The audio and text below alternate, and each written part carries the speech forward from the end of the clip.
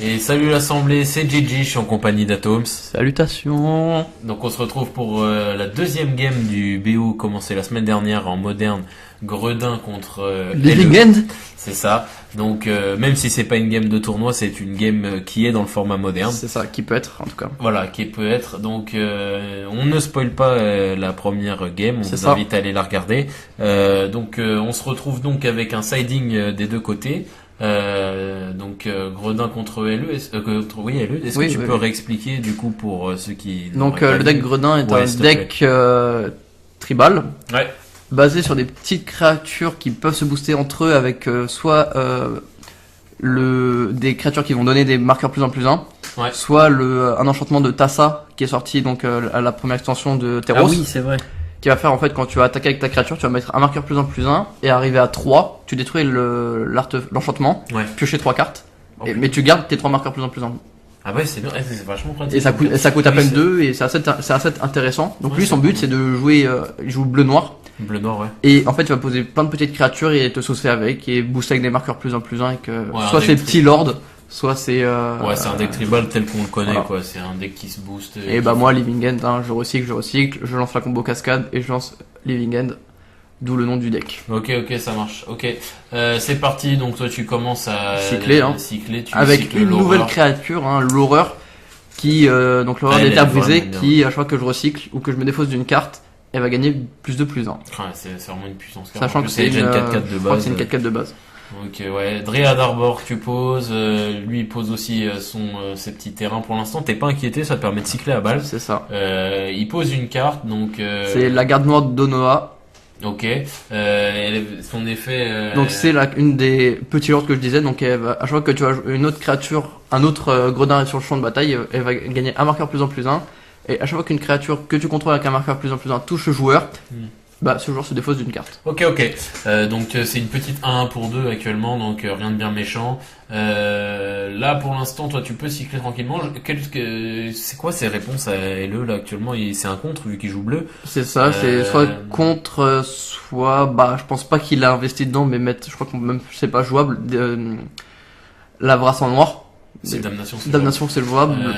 Ok. Soit c'est la damnation, soit c'est un contre quoi. Ok, ça marche. Donc parce que là pour l'instant il a l'air de poser des créatures, dont Drana d'ailleurs.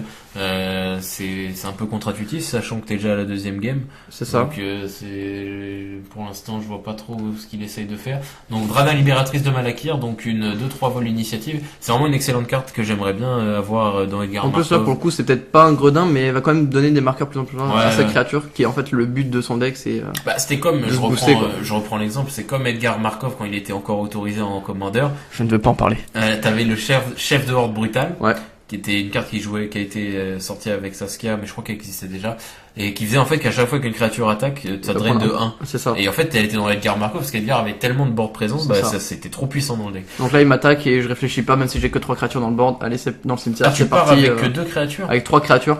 Non, mais je veux dire, avec que une violence de 2 créatures en face, tu es quand même allé avec... je perds pas de temps, en plus, sachant que j'ai 2...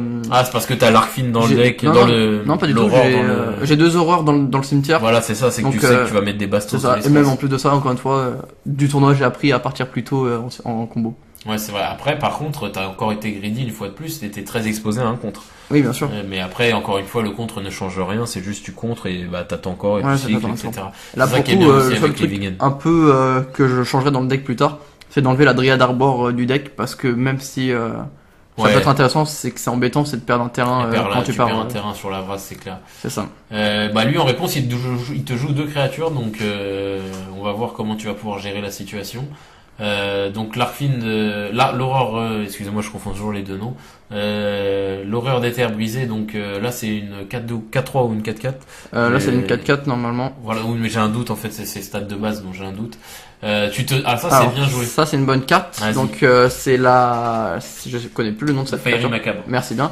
Donc je peux me la défausser gratuitement et exiler 2 cartes du cimetière d'un joueur, jusqu'à 2 cartes du cimetière d'un joueur. Voilà. Et du coup là ça va booster sans payer le mana les horreurs des terres brisées, sachant que je peux toujours booster en plus avec du cycling derrière. C'est ça, donc là, c'est du cycle gratuit pour moi. C'est ça, donc il en bloque une, il prend la sauce des 2 autres. Enfin, il bloque l'une des horreurs, il prend Kara plus l'autre horreur. Donc il prend totalement 10. Ouais, on voit qu'il a une... Ah non, pas 10 autant, mais non. 8. Ouais, il a une... bénédiction des apôtres, de l'apôtre. C'est pas une carte là qui va beaucoup l'aider. Il a que 3 cartes en main et c'est pas des cartes qui vont le sauver Pour malheureusement. le coup, la bénédiction des apôtres contre moi c'est pas très puissant vu que mes créatures sont assez multicolorées. Ouais, et puis c'est des vras surtout que tu mets, donc C'est ça. la protection on s'en fiche. Donc- Creeping Tarpit, ok, c'est dans le... Donc là il va lâcher son Morcel Theft payé à 2. Ouais, donc Donc là il va pouvoir piocher piocher la sa carte Ok. et se maintenir des points de vie. Ok, par contre j'espère qu'il a quelque chose derrière parce que sinon ça va être compliqué pour lui. Donc pour lui c'est vraiment le mieux En fait pour lui c'est intéressant de pouvoir gagner des points de vie comme ça, c'est ce qui lui permet de tenir sur la partie et Ouais. essayer de toucher une solution ou des anti-bêtes pour me ralentir. Clairement. Overgrown Tomb, ok. Là, il a pas de bloquant. J'espère pour lui je crois qu'il a une dislocation en main. Donc là, tu cycles. Là, il va faire sa dislo, ouais, parce que sinon, c'est compliqué. Donc il perd quand même 4 life. Hein, Après est-ce que la dislocation était vraiment worse? Bah, tout dépend. Si tu peux recycler derrière pour qu'elle survive. Alors là on a eu un débat Ouais, pendant la partie, il me fait le -5/-5. ouais, Moi je le recycle ouais, en réponse. Ouais. Donc elle gagne le +2/+1, ouais, elle perd le -5/-5. ouais. Est-ce qu'elle reste en vie? Sachant Bah. qu'après il y a encore un autre +2/+1. Est-ce qu'elle meurt avant le deuxième +2/+1? Bah, en fait, donc c'est simple. T'as le +2/+1 de ton cycling. C'est ça. Donc c'est une 5-4. 5-4. Maintenant, c'est une C'est une 4-4 de base, elle va passer 6-4, 6-5. 6-5, ouais. Je suis pas sûr vraiment des stats de la créature, soit c'est une 4-4, soit une 3-4. Ok. Bref, je vais la booster de +2/+1. Bon, elle devait survivre avec le deuxième, c'est ça? Elle devait survivre avec en fait, la première. Il y a le Non, premier. le premier se résout. Après l'autre, donc là il m'a dit qu'il partait quand même. Ouais, il partait quand même. Puisqu'en fait, c'est le deuxième que tu fais qui passe. Ouais, voilà. Mais celui que t'as fait au tout début, il passait après la C'est disloc, ça. donc c'était pareil. Donc, ouais, c'est ça. Donc là, par contre, il s'est quand même piqué de 4. Il est quand même full tap, donc tu vas pouvoir. Sachant que j'ai eu 2, l'autre il a gagné +4, +2. Sachant que voilà, le truc aussi à savoir, c'est que ce qui est fort avec les horreurs des terres brisées, c'est que c'est pas une seule par une seule qui subit les choses. C'est Ouais, à c'est chaque les fois deux. que tu vas discard un truc ou recycler, c'est toutes tes horreurs sur le terrain et il concède là-dessus. Ouais. C'est toutes les horreurs sur le terrain qui vont gagner le +2/+1. C'est vraiment excellent. Après là pour le coup je pense que j'ai joué un peu trop rapidement, c'est que j'aurais dû attaquer avant de recycler. Ouais, c'est ça. Ouais, C'est faut que toujours faire ça. j'aurais dû attendre peut-être parce que là ça trouve m'aurait. Bon, ça changerait rien à la partie, hein, tu me diras. Mais il aurait peut-être fait la dislocation avant les dommages blessures. Ouais. Et moi sur la dislocation là j'aurais pu garder ma créature en vie. Ok, ça marche. Ok. Bah, ça finit sur un petit 2-0 du coup pour Living End. C'est ça. Donc assez là aussi un cas d'école. Et hein. en plus là pour le coup on a aucun de nous deux à toucher le side hein, malheureusement. Ouais, bon, c'est pas. pense que Lui, il en a eu plus besoin que toi pour C'est le pas coup, faux. parce que un deck combo tient sa force du fait que le deck n'est pas d'en face n'est généralement pas adapté à cette combo-là particulièrement, C'est tu ça. vois. Et là, pour le coup, il a pas touché un side pour pouvoir te permettre pour lui permettre de contrer ou faire quelque chose, quoi, enfin d'interagir avec ta combo. C'est ça. Là, ça n'a pas été le cas du coup, et ça finit sur un 2-0 pour toi. Donc là où ce que je disais, c'est aussi un cas d'école. Hein, tu joues contre un deck agressif. Ton deck est modulé pour ça. C'est pour battre Complètement. ce genre de deck.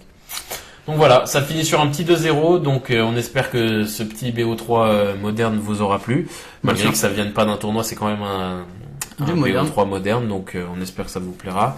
En tout cas, nous on a pris beaucoup de plaisir à caster ça.